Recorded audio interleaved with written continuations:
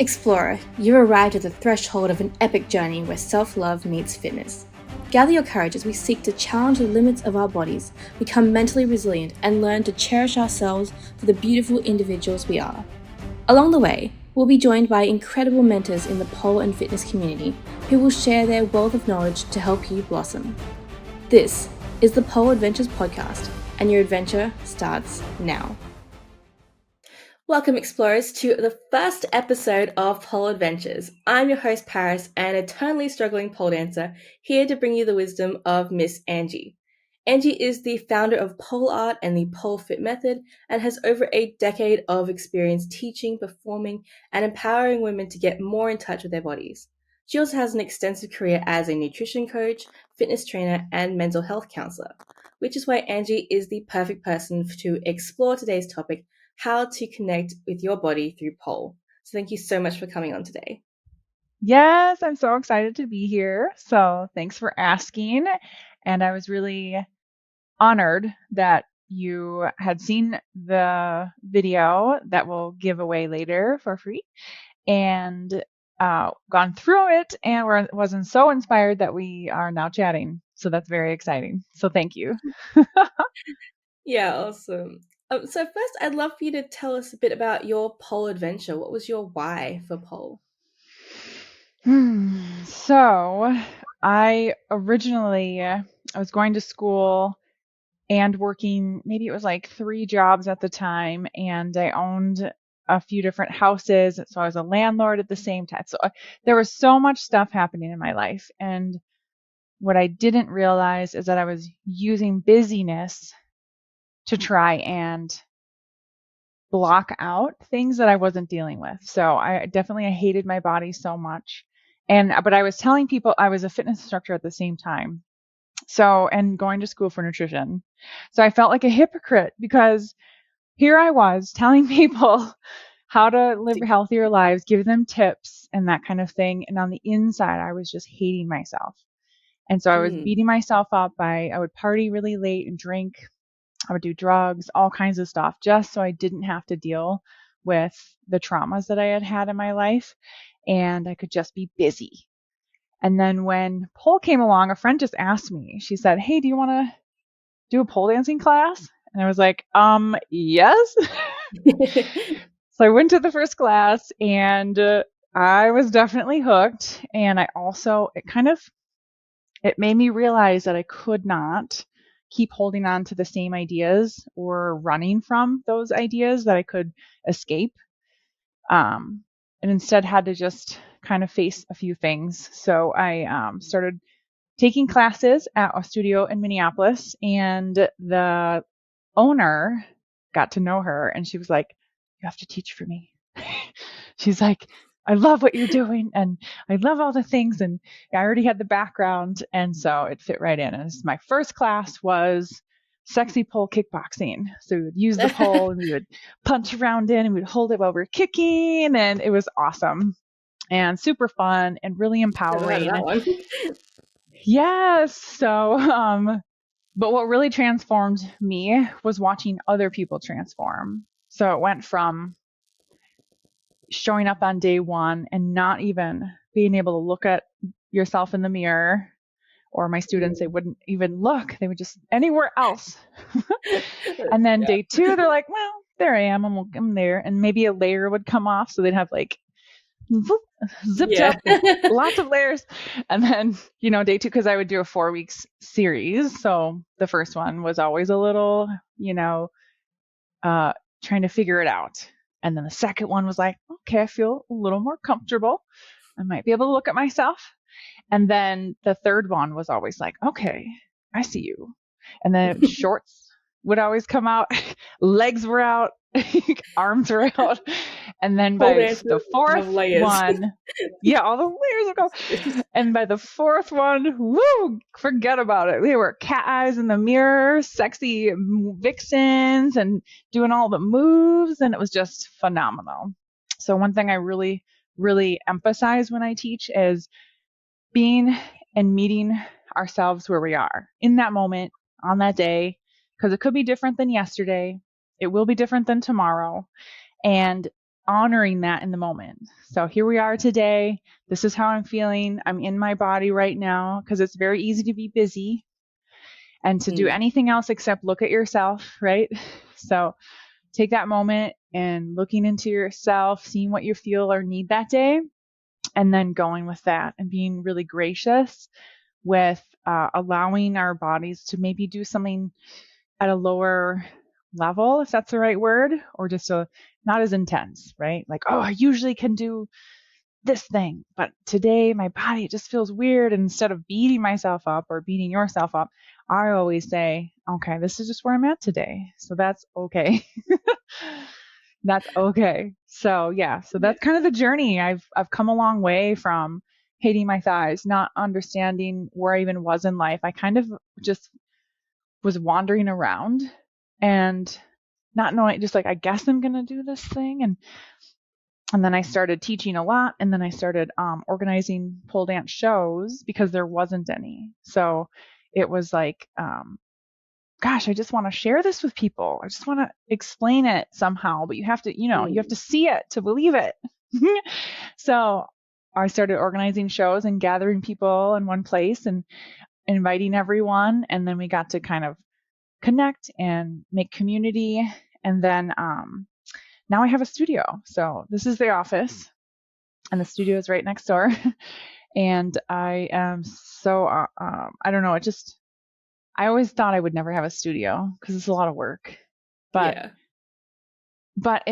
it creates a space, it creates a place, it's really opening. And so yeah, so now I have that. And now, even though I'm busy, I've still done a lot more work with therapy. I've done a lot more work with movement that helped me get trauma out of my body and start just enjoying, like, okay, I got a roll there, but I'm still sexy as fuck. Like, let's go. Right? Like, it doesn't matter because I'm going upside down and I'm doing all these shapes, and I'm empowered and I feel great. So that's kind of why I stuck to it, and why I go out of my way. And actually, sometimes I'm like, why did I choose pole? Because I don't know where it is in the world for everyone, but in the US, in the Midwest, in Minnesota, it is really hard because there's a lot of stigma.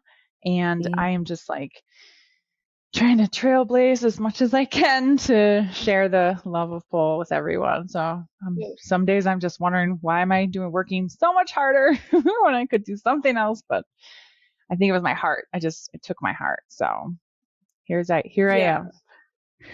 There was so much good stuff just there.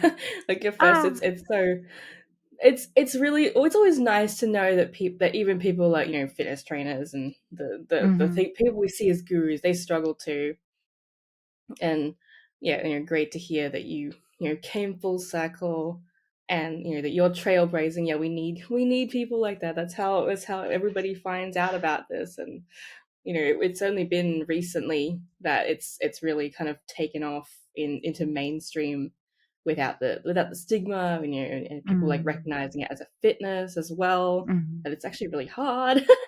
So Yes. yeah, it's all Can great I? stuff. Yeah, I think social media, not to interrupt you, but I think social media had a lot to do with that. When I first started pole dancing, if you even stood next to a pole wearing full clothes, they would ban it right away. It was just like, okay, guys, we can't even have that. Now I scroll through my feed and I'm like, holy, thong here, thong there, get it. Yeah. Yeah. Like, it's awesome. So much more body positive online than there ever has been. So we're really great. I'm really grateful for that as well. Yeah, I think my first introduction to pole ever was somebody on, like, Australia's Got Talent or something like that, and they were just like, Oh, "Wee," and I'm like, "Whoa, I've never seen that." I always thought pole dancing was, ooh, you've got to be sexy, blah blah. And yeah, yeah. Yeah, that's my other love for it, is all of the variations and all of the different styles. So, yes, it definitely can be sexy. It can be hot. It can be yeah, whatever. But also it can be really curious. It can be really fun. It can have a storyline. It can be character driven. It can be lyrical. So many things. And I even dove into doing some contemporary lyrical piece. I'm not contemporary or lyrical. Like, that's not my background, but I was able to really challenge myself to try it and to do it. And that's one thing I love about pole too, is because there are so many facets and so many ways to use dance and pole and movement and find different ways to connect with emotions and other people and different times of our life. So I think when I did, no, I know when I did the lyrical piece, it was about loss. So I was actually thinking and going through some grief at that time, and doing the dance really helped me release it. And it was Yeah. like it was like during COVID where there was a lot of loss, not only of like people dying, but like just loss of our old life and different ways we used to live and different things we had access to and a different way of, Mm. friends getting together, because everything was under uh, lockdown and there was so much happening. So it was nice to be able to have an outlet to then, put all of those emotions into and then create something beautiful that connected with other people. Yeah, and I'd love to dive into that a bit more. But first, a Mm. question I like to ask everybody is, for our nervous beginners, do you have an embarrassing pole moment to share? Hmm. Embarrassing. I think the only thing that comes to mind is just my own self, like me getting in my own way and being embarrassed of like wearing short shorts. That was my thighs. Oh my gosh, my whole life. Huge thunder thighs, like, oh my gosh, I cover them up. And oh my gosh, now I'm wearing shorts. Oh my goodness. So, like, it was like really hard to do. And it's very embarrassing, but everybody was like, nobody was looking. Yeah, It was just everyone's worried about themselves. exactly. So I kind of think, gosh, there might be other embarrassing ones I can't think of right now, but because I kind of think in that environment after the initial embarrassment of like, I'm wearing nothing, or I'm just wearing very little bit. Everything is just funny after that. So it's kind of like, I don't know. It's like this community No, of that's people okay. that are, yeah, this community of people that are just like, ha, that's hilarious, or whatever. So I don't know. Yeah, I think it was just only me that ever got in my way with that. Hey, that's a good thing. Well, Yeah. also not a good thing, but you overcame that. Yeah. So, from the moment that people step into your studio, you encourage them to connect with their bodies. And I'd love for you to start by just defining like what connecting with your body actually means and what it looks like and feels like when you're doing it. For me personally, I feel like I use my breath. So I feel as though all day long I'm just kind of like in my head and I'm thinking, I'm doing work and I'm thinking I'm chatting with someone and I'm answering questions and putting out fires. It's kind of like this robot, right? And I'm doing the things. And so when I step into the classroom or the poll room and myself to get me grounded and to get my head out of the thinking process and out of being logical and into my body, I use my breath. And sometimes I'll close my eyes. So I'll breathe in and then I'll take all those busyness and all the words and all the chatter and I'll just kind of let them float away when I breathe out. And then I'll say, oh, my feet are on the ground. And then I'll think about, what does that feel like? Oh, it's kind of cold. My toes are gripping the mat. And then I'll go up my body and think, oh, I feel really strong. And then I'll go through my spine and lift tall. And I just do every breath is an in and an out. And every in allows me to be a little taller. And every out allows me just to be more aware of my body in the space in the moment. And so for me, that's huge. And I tell that to every student too, because the more in the body we are and out of our mind, the safer we are in our tricks, because now we're conscious of what our body's doing and where it is in space and time. That's proprioception. And also, we are less prone to injury. We are Mm. more able to access muscles that were maybe sleeping or they were really tight or tense. So we can use our breath and relaxing and finding muscles when we're in our body. And then we can also just let go and be more curious. So when we move, we don't have to move with fear. There's a lot of fear, I feel like, when people are moving because they should look a certain way, or they're worried Mm. about what it might look like to others. Um, and so then they stop and they stop and they stop. But if we're in our body, we're curious, like, what if I did this? So it's just more ability to access movement and be more Less open. thought of or overthought really, which Exactly. is a Less huge problem for overthought. me. Yes. Do you have any exercises for, maybe on off the pole to help practice that feeling of getting connected? Mm. Yeah, definitely the breath work that I just spoke about. So I like to whatever music would move you or make you feel I tend to gravitate towards sort of like yoga-esque or relaxation type of playlists. So if I can't think of one because I'm already thinking of 100 things, I'll go to Spotify and find a playlist that says like relaxing playlist. Or I've been really into the deep house trance lately.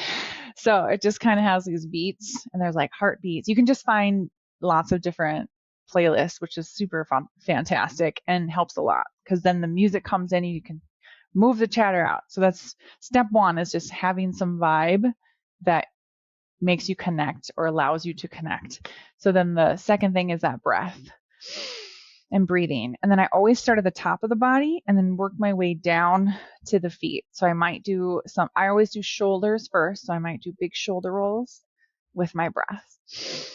And then I'll work through the elbows and the wrists.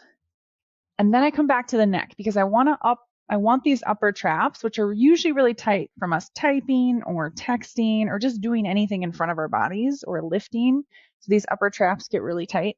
So I always do the shoulders, the arms, the Mm. wrists, then the upper traps. So I'll do little side bends, opening the neck, circle, and then work the way all the way down with that same concept of like moving the ribs, moving the hips, moving the knees. I might do little knee circles and then ankle circles. And then that's a really great joint warm up. So then I know my joints are ready for movement and my joints are ready to do more, weight bearing type of stuff. Yeah. Yeah, that's really good. And you still do Yeah. that every time, even as an instructor. Every time. Yes. And so then that day as an instructor, I might already know what we're going to do that day, usually have an idea or a curriculum. So then I would focus so it's like the joint warm up is what I call it. And then the muscle warm up would be the one that's more specific to what's happening that day. So let's say we're doing jades or splits. So then I might do things more like leg kicks to get the legs really warm for splits. Or if maybe I'm doing some really really shouldery type of move like a ballerina, then I'll add twists more often. I still have twists in the muscle warm up, but I'll add more, knowing that we're gonna do more twisting that day. Yeah, that's good.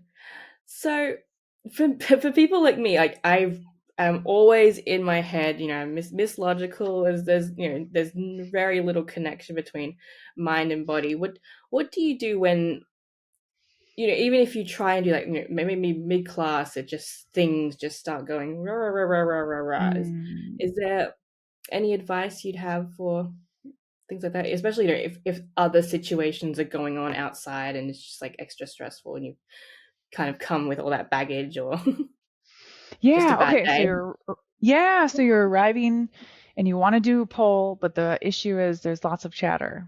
Is that what I'm hearing? Yeah, pretty much. Okay. Okay, so if I go through all the steps I just went through and I do that warm up and I'm still in my head, then I might do a freestyle. But it's a freestyle with a condition. So for example, I might say, I'm going to do freestyle, but I'm going to keep my hand on the pole, just one hand on the pole the whole time. So then I'm just thinking about the thing, and then how do I do this? And it gets more, and then or maybe I can move my arm across it and still be in contact with it. So I think that helps, is just giving the mind a task, because the Mm, mind, just its job is to do things to and do stuff, yeah. tasks and get things done and answer questions and that kind of thing. So if I can give it a task, sometimes that will help. Yeah, that's really good. I haven't thought of it that way before. I have heard of like the freestyle stuff, like doing it with one thing, because when you hit freestyle, it's like, what do I do? The mind suddenly goes blank. It's like, well, now you should be working. Like, excuse me, come here. Right. But, but yeah, like, especially, yeah, doing it with one thing, or just focusing on like the feet or like one part of your body. That's always great. But yeah, giving it a task. Mm-hmm. Yeah, I like that. Yeah. Then you can Just stop thinking about other set it off. things. Do like a Mm-hmm. kid. Here, play with this this cube. Exactly. Right. Are there any signs that we can, look out for to tell us that we're actually, getting better at this whole connecting thing? So, one thing I also do, yes, is the answer. One thing I also do is at the beginning of every class, and I like to have sessions. So, I don't operate my studio like a fitness center where there are like drop-ins and lots of classes all day long. It's more of an open studio where a member can come in at any time and they just book on the app. It's 24 hours a day, and then they check themselves in, they check themselves out. And I run specialty workshops and specialty sessions. So I've got season 2 is going right now, for example, and then I've got an 8-week session going on. And at the beginning, or I might run a workshop. So same thing. Beginning of the session or the workshop, I'll say, what are your goals and what do you want to accomplish? Whether it's today because it's only a workshop, or whether it's this next 8 weeks. So then we have a place to move from.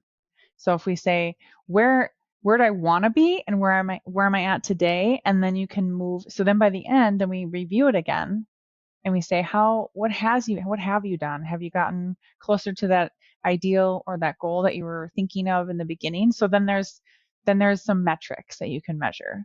And so it's really personal. Everybody's got a different idea or goal in mind of things that they want to accomplish. Some people are just there. Some people they're like, I just want to feel better, my body. And then I say, okay, well, how do you feel today? And mark that down. Write it down. You can put it on a scale of 0 to 10. Like you feel really crappy, 0, or 10, you feel like amazing. You couldn't believe feeling even better. And then put yourself on that scale, because that's perception. And so a lot of goal setting and stuff can be perception, like those kind of goals.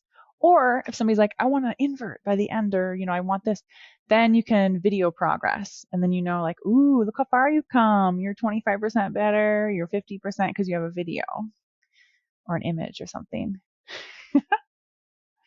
Yeah, I guess linking that with more tangible goals would Mm-hmm. definitely help, because it's harder to measure something like that. Like, am I in my body more, versus, oh, I can lift like 5 more pounds or something. All right. So I'd recommend 3 really tangible type of goals at the beginning of any, or maybe even just the beginning of the month or the beginning of the year or whatever. And then when you get towards when you wanted to make those goals, let's say you gave yourself 8 weeks. If by the end of the 8 weeks you're like, man, none of this seems to be moving, then you can say, well, why? And instead of saying, oh, you really messed that up and beat myself up about it, instead you can say, well, what happened and why? And then there's the way of like, oh, well, I see how my work got in the way and there's these other patterns that kind of got in the way, and maybe I could change how I'm approaching it, or get a coach or have a different goal, or so you can assess. Yeah, so to answer the question, it would be something that you would have to decide in the beginning of your training, what your metrics are, and how do you measure those metrics is going to be personal. What about people who would have, maybe more traumatic relationships with their bodies? As you said something about, you had some trauma. Hmm. I've definitely had trauma. Lots of people have had trauma in many different Yeah, ways. Is there anything extra you might tell them, or, that's just for pretty. encouragement's sake? Yeah, that's all. Also, I think it plays into the same idea of having compassion for ourselves, because some days you just can't or don't want to deal with things or people or whatever, and maybe you just need to move. And so let yourself do that. Or maybe you need to take a break from things and you need to cry. Like that's okay too. So I feel like it's dealing with trauma is really different and personal also, and the way that people are what part of their journey that they're on. So for me, there was a period of time where I just couldn't be in public or talk to people. Even though like I love people and I love being around people, but there was a little period of time where I just had to cry. I had to let it go, and I talked to my therapist, and I had some somatic therapy, which is muscle therapy during the speak therapy. So when I would Hmm. talk about trauma, my muscles would respond, and I would like shake or get really anxious. And the somatic therapist would help me with breath work and teach me different ways to breathe. And she might massage if my muscle, because it was weird that it would like twitch.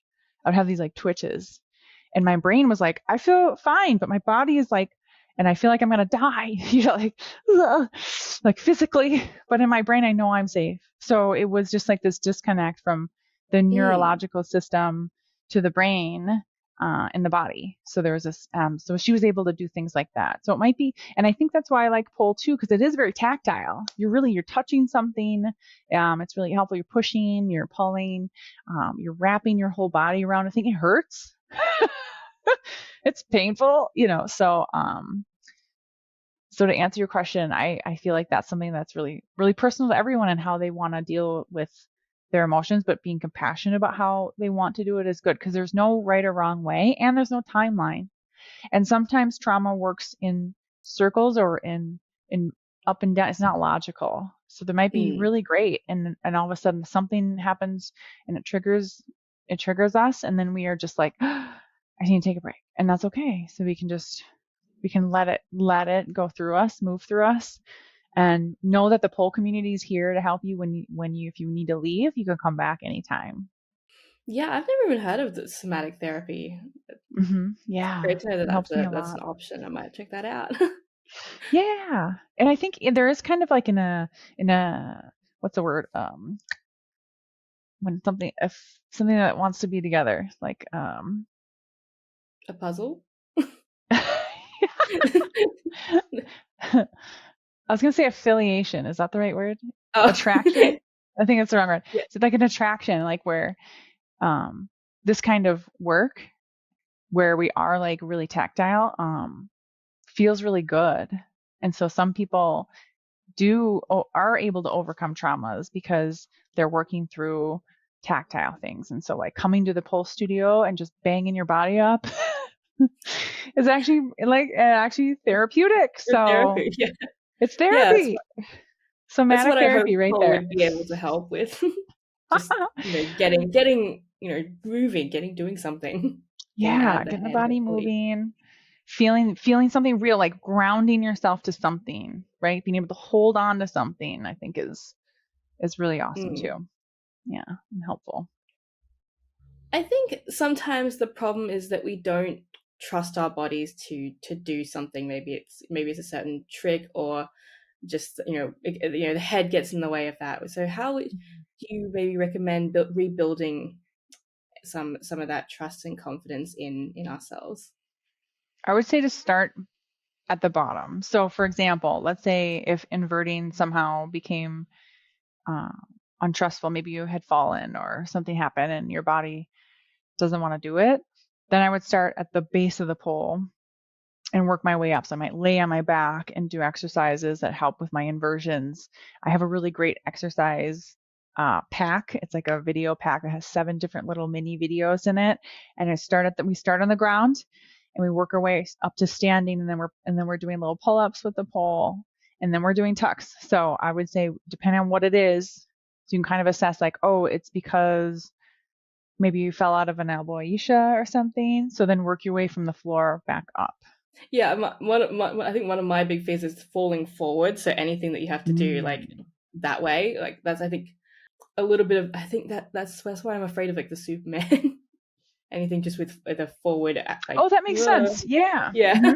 So, especially Superman, I would do it on the floor and work on the lift because if you feel really strong coming up, then it won't be as scary when you're up there. So, Yeah, I it's lay fine on the once you're ground. in it, but not like the Uh-huh. getting into it's like no. Yeah. Maybe, yeah.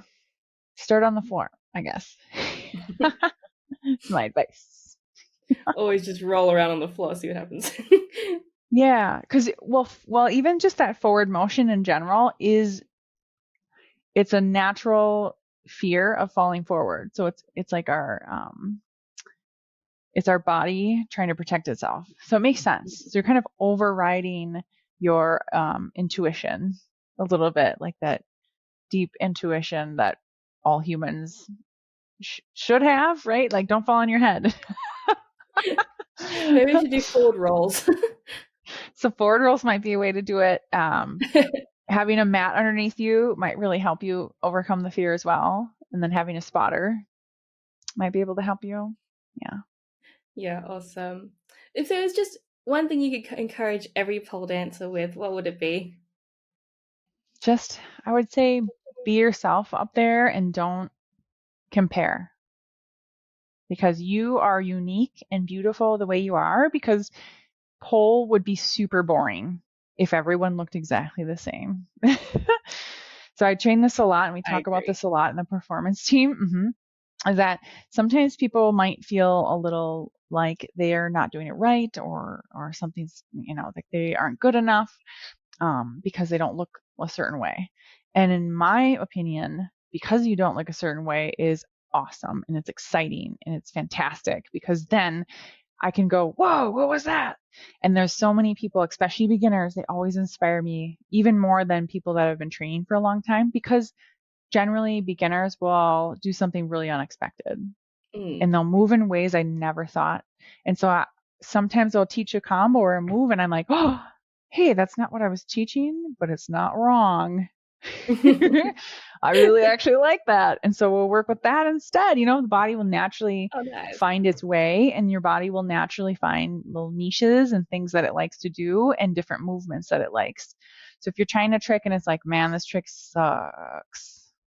I hate this trick so much. That's okay. You can hate that trick. I know people that win professional competition pieces with the craziest tricks you've ever seen, but never do shoulder mounts or never do an elbow Aisha or something. So it's like you don't have to do any one move, which is fantastic.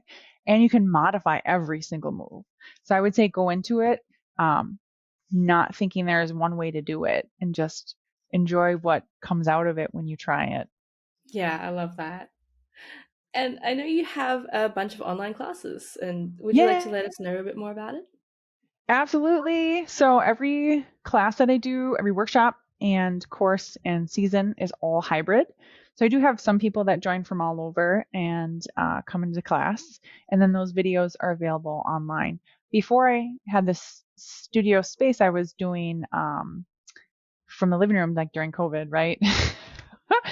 And I have a ton of Yeah. classes because I kept thinking, oh, we're just going to be back in 2 weeks, right? So here's a 10-day challenge. Okay, we're still locked up. Here's a 21-day challenge. Okay, still going. Here's a 4-week workshop or series. And so I've got a lot of little package series and stuff, which are really nice, especially when you really want to accomplish something or you just want to dip your toes a little bit. And you get to keep the videos. You can replay them over and over. They stay in the dashboard.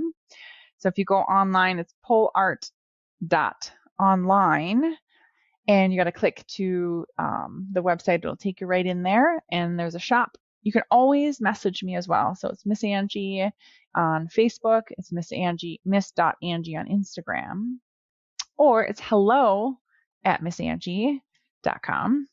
So I can, send you links, or if you even just want to chat, I'm open for little 15, 30-minute chats. I help people all the time and send, like this morning, I had someone that was looking for help with inversion. I just chatted for 15 minutes, gave her a little video and that's good. And if they want to keep training, we can keep training. Otherwise, there's also an online, it's called Pole Art Online Community, and that's on Facebook. It's a group and there's a ton of free tutorials on there. And we chat and we share and swap, and that kind of thing. So there's lots of ways to do pole with me. Yeah, awesome. And all the links will be below. And yeah, Yay! make sure to go check that out. So, Angie, thank you so much for being our guide on connecting with our bodies. And thanks to everyone for tuning in. Hooray! Thanks for having me. We reached the end of our journey today. So, until next time, remember to stay strong, keep pushing your limits, and embrace your individual journey. Don't forget to grab your free access to the Pole Adventures Compendium, a collection of incredible resources to help you progress on your pole journey. And if you enjoyed today's adventure, make sure to leave a review so other explorers can embark on the journey with us. This is the Pole Adventures Podcast, and your next adventure awaits.